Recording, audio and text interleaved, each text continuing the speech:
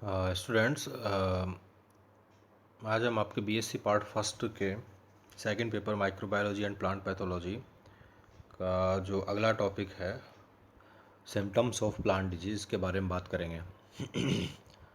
पिछले लेक्चर्स में हमने देखा कि what is plant disease, plant diseases या पादप रोग क्या है।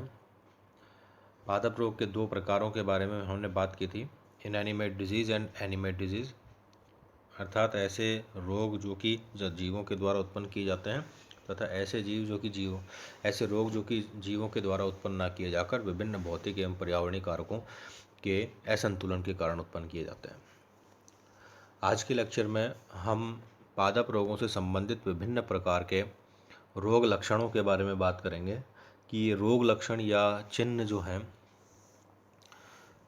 अर्थात रोग को प्रदर्शित करने वाले चिन्ह या रोग को प्रदर्शित करने वाले विभिन्न प्रकार के जो लक्षण हैं उनके बारे में आज हम बात करेंगे। तो सिम्टम्स क्या है?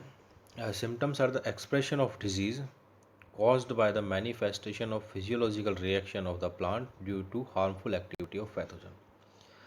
रोग जनक की हानिकारक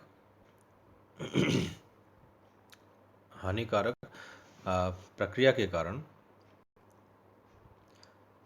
यदि पादप के शारीरिक जो क्रियाएं हैं उसमें किसी प्रकार का कोई परिवर्तन आता है और वह एक रोग के रूप में उभर के आता है, अर्थात यदि किसी रोग की अभिव्यक्ति जो है वह सिम्टम्स या रोग लक्षण कहलाती है। तो रोग की अभिव्यक्ति, और रोग कैसे हो रहा है? रोग हो रहा है किसी रोगजनक की हानिकारक प्रक्रिया के कारण, हानिकारक एक्टिविटी के कारण उस पादप की फिजियोलॉजिकल जो रिएक्शन है, शरीर क्रियात्मक जो अभिक्रिया है, उसमें किसी प्रकार का परिवर्तन जो है वह रोग कहलाएगा और रोग की अभिव्यक्ति को हम सिम्टम्स या रोग लक्षण कहेंगे। साइंस या चिन्ह कहते हैं physical evidence of the presence of disease agent. जैसे मान लीजिए कोई बैक्टीरिया का इन्फेक्शन है, जीवाणु ने कोई संक्रमण कर दिया है, तो ऐसी स्थिति में जो जीवाणु का संक्रमण है उसकी वजह से कुछ विशिष्ट प्रकार के चिन्ह उत्पन्न होते हैं, कुछ विशिष्ट प्रकार की हमको जो है लक्षण देखने को मिलते हैं। जैसे कि उसमें जो पादप है, पादप में छोटे छोटे जो है मॉइस्चर जैसे जो है बूंदें निकलती हैं, उनको बैक्टीरियल ओजिंग कहते हैं। तो इन्हें हम चिन्ह कहेंगे कि रोग के चिन्ह हैं ये। या फिर जो प्लांट है उसके ऊपर फंजाई के स्पोर्स बन जाते हैं। तो ये सब फिजिकल एविडेंसेस, मतलब भौतिक जो है एक आपको इसमें सबूत होंगे कि भाई इसमें इस पादप में या पादप के पार्ट में कुछ जो है रोगजनक उपस्थित है। सिंड्रोम कहा गया है a sequential appearance of disease symptoms on A plant during the development of the disease, या फिर sum total of symptoms exhibited by disease. Syndrome से कहा गया है किसी रोग के जो लक्षण यदि एक निरंतर यदि क्रमिक रूप में यदि ऊपर प्रदर्शित होते हैं, यदि क्रमिक रूप में प्रदर्शित होते हैं किसी रोग के लक्षण, तो और या फिर उस रोग का जो डेवलपमेंट विकास हो रहा है तो उस दौरान जो भी रोग के लक्षण प्रदर्शित हो रहे हैं वो सब सिंड्रोम कहलाते हैं। जैसे कि जो रस्ट होती है उसमें क्या होता है कि सबसे पहले नेक्रोटिक स्पॉट्स बनते हैं, यानी कि ऐसे जो है धब्बे बनते हैं जो कि ऊतक क्षय, नेक्रोटिक को हम बोलते हैं ऊतक क्षय, स्पॉट मतलब धब्बे। तो ऊतक क्षय धब्बे या फ्लैक बनते हैं और ये परिवर्तित हो जाते हैं रस्ट के यूरिडियल पस्ट्यूल्स में। यूरिडो स्पोर्स होते हैं, वो कुछ चकत्ते बनाते हैं, तो उनको हम यूरिडियल चकत्ते बोलते हैं।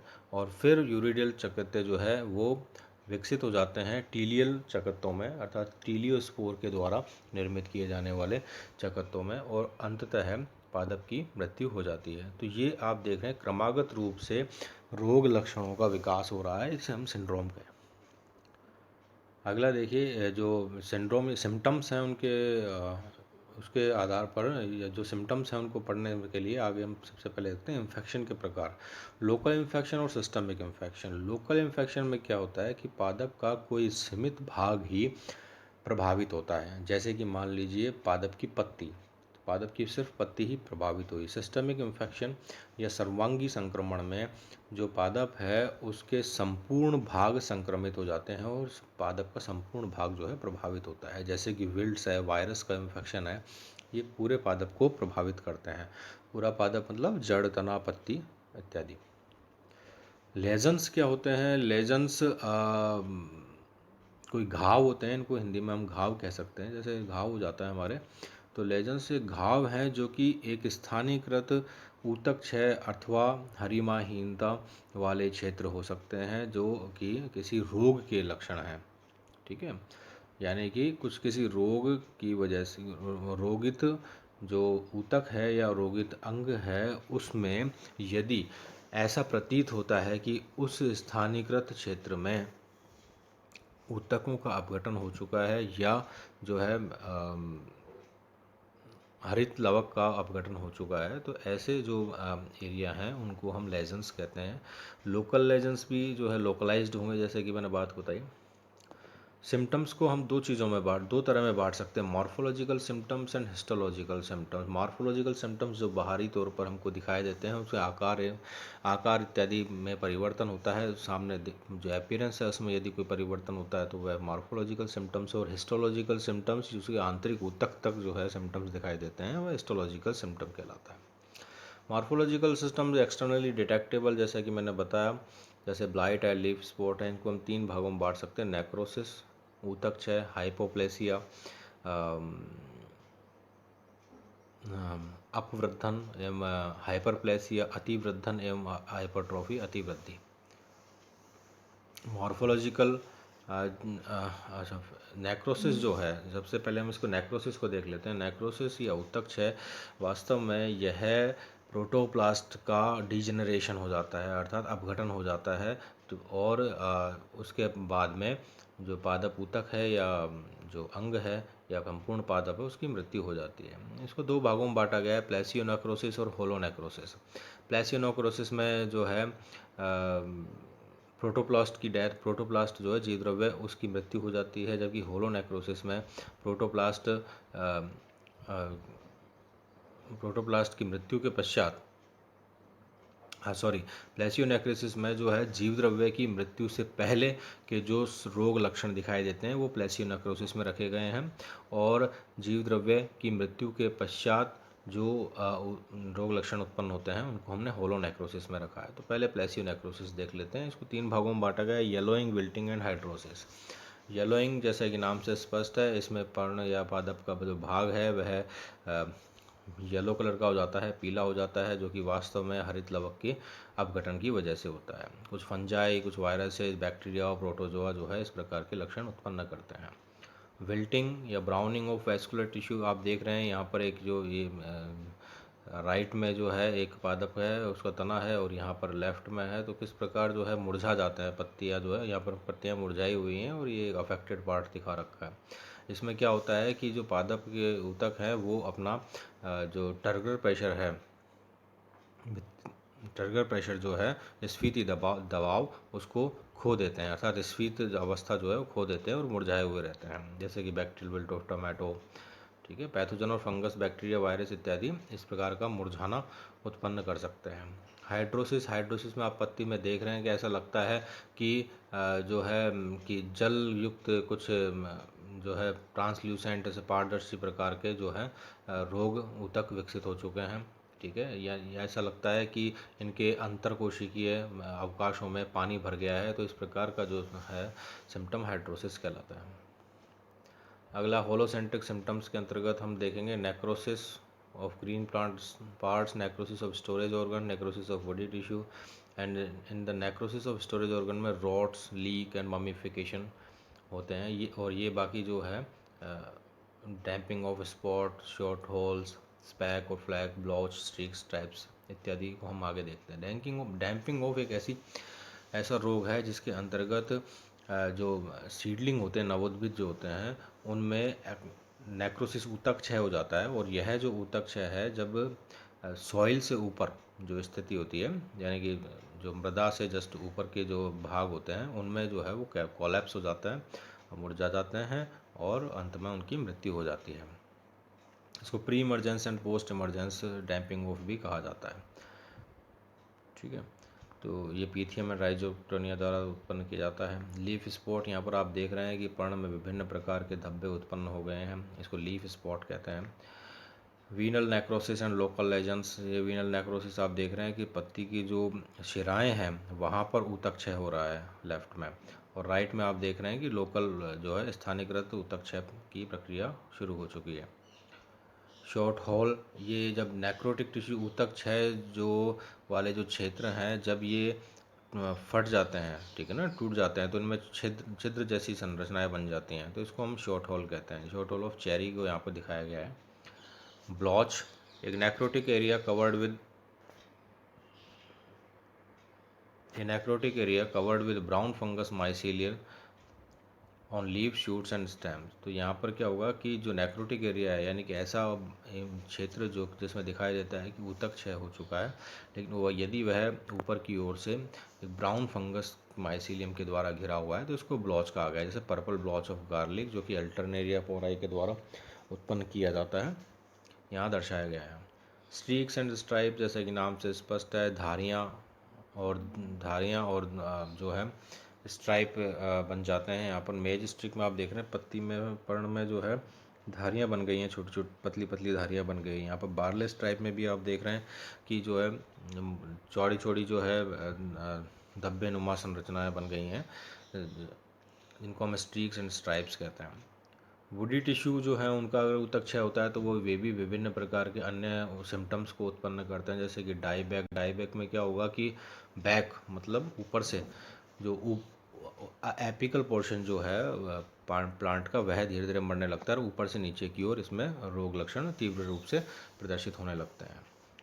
कैंकर्स, इसमें क्या होता है कि जो बार्क टिश्यू होता है, अर्थात जो छाल होती है इसकी प्लांट की, ऐसा जो भी संरचनाएं होती हैं उसमें यदि ऊतक क्षय हो रहा है तो उसको हमने कैंकर बोलते हैं, जैसे citrus canker.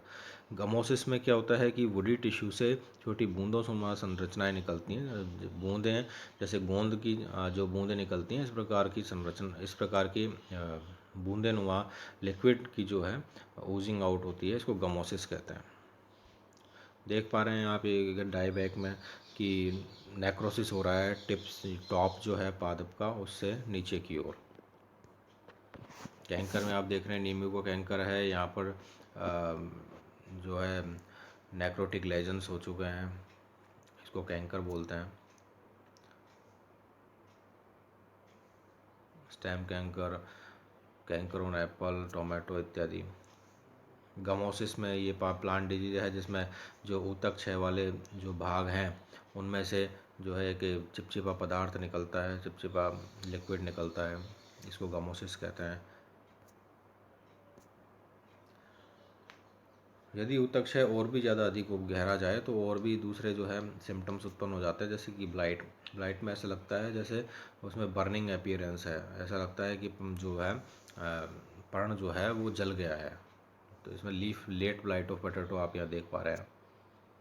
Bacterial blight of beans, ऐसा प्रतीत होता है कि जो पर्ण है या फिर जो प्रभावित पादप भाग है वह जल गया है, तो बर्निंग अपीयरेंस भी बोलते हैं इसको।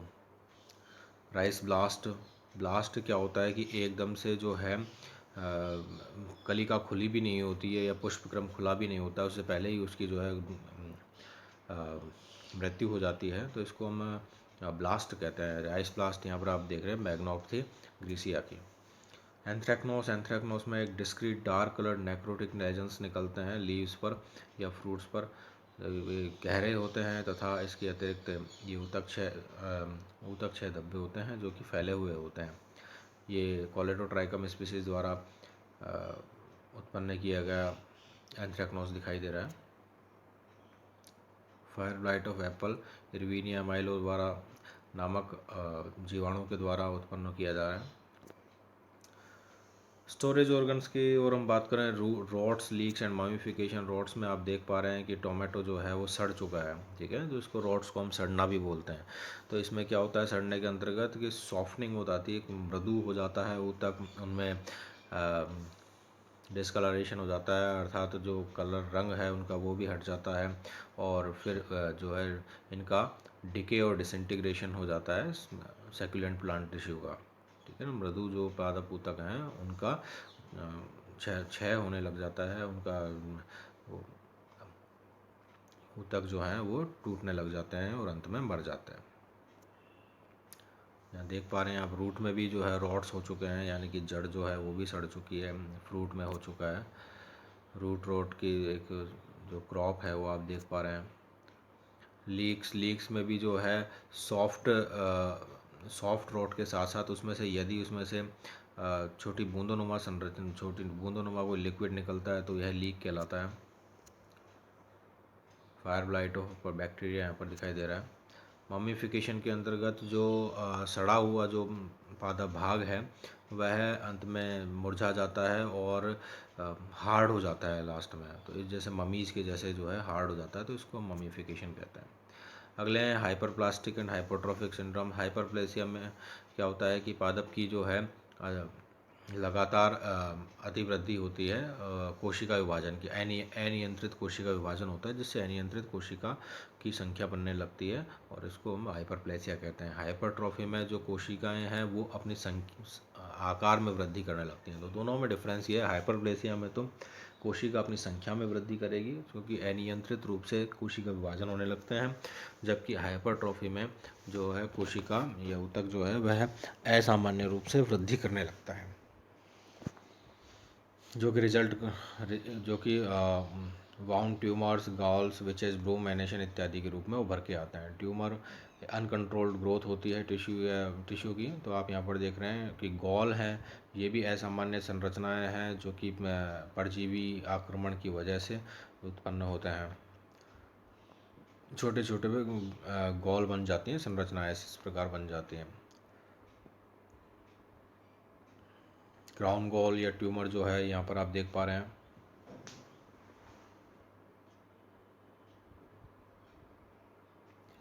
Anation is symptom caused by certain plant virus in which there is small outgrowth of the plant. विशेष ग्रुप माइकोप्लाज्मा के अंतर्गत हमने देखा था कि ये एबनॉर्मल एक प्रक्रिया हो जाती है, असामान्य प्रकार आकार बन जाता है पादप का, जिसमें कि जो पार्श्व कलिकाएं हैं वो लगातार अत्यधिक वृद्धि करती हैं, जो कि एक झाड़ूनुमा संरचना को उत्पन्न करती हैं। ठीक है, इसके अलावा भी एट्रोफी, हाइपोप्लेसिया, ड्वार्फिंग या स्टंटिंग यानी कि पादप का बौना होना, छोटा होना। रोजेट, इसमें इंटरनोड्स जो हैं वो बड़े नहीं होते हैं और जो पत्तियां हैं वो एक समूह बना लेती हैं जैसे पेटल्स ऑफ रोज की तरह, तो इसको रोजेट कहते हैं। एल्बिकेशन, कंप्लीट रिप्रेशन ऑफ कलर्स जो है हट जाते हैं, पूरा हरिमाइनता हो जाती है। मोज़ेक अर्थात हरिमाइनता धब्बों में होती है। क्लोरोसिस, हरिमाइनता जो क्लोरोफिल का निर्माण होना बंद हो जाता है इत्यादि जो है। ये जैसे एट्रोफी आप देख पा रहे हैं, स्टंटिंग है, ड्वार्फिंग है। क्लोरोसिस यहाँ देख पा रहे हैं कि क्लोरोफिल का अपघटन होने लग गया है। रोजेट प्रावस्था, मोज़ेक धब्बे बन गए हैं। तो ये जो है विभिन्न प्रकार के सिम्टम्स हैं। जनरल सिम्टम्स में भी आप यहाँ देख पाएंगे कि डाउनी मिल्ड्यू है। डाउनी मिल्ड्यू के अंतर्गत कॉटनी हाइफल ग्रोथ हो जाती है, ऐसा लगता है कि रुई के नुमा संरचनाएं उत्पन्न हो गई हैं ऊपर की ओर। स्कैब के अंतर्गत देखते हैं आपकी क्रस्ट लाइक डिजीज एरिया निर्मित हो जाते हैं। वेन क्लियरिंग, इसमें क्या है, शिराएँ जो होती हैं, शिराओं पर क्लोरोफिल का अभाव हो जाता है, जबकि वेन बैंडिंग के अंतर्गत जो है शिराओं पर क्लोरोफिल अत्यधिक रूप से बनता है, बाकी जगह पर क्लोरोफिल का अपघटन होने लग जाता है। यहाँ देख रहे हैं आप गोल्डन मोज़ेक ऑफ कॉफी। ये लीफ कर्ल ऑफ टोमेटो, यानी कि पत्तियाँ जो हैं वो मुड़ जाती हैं ऊपर की ओर। हरगट डिजीज़, जिसमें एक स्क्लेरोशिया जो हैं वो दानों को रिप्लेस कर देते हैं, दानों की जगह स्क्लेरोशिया आ जाते हैं। स्मर्ट में भी डार्क पाउडरी और जो डार्क पाउडरी जो है स्पोर्स जो हैं वो भर जाते हैं पुष्पक्रम में। मोल्ड्स है, रस्ट में भी ऐसे लगता है जैसे कि जंग लग गई हो, इस प्रकार के धब्बे उत्पन्न होते हैं।